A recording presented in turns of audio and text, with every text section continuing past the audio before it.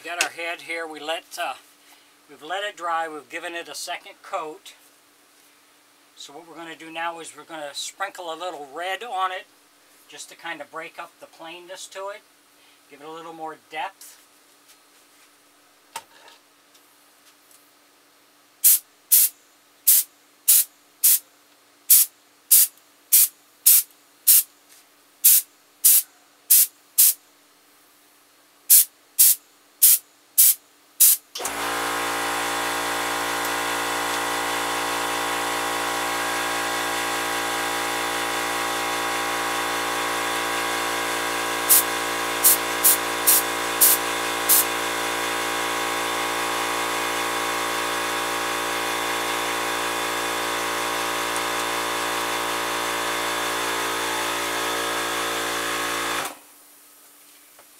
It just breaks it up a little bit, gives it a little more colorness to it.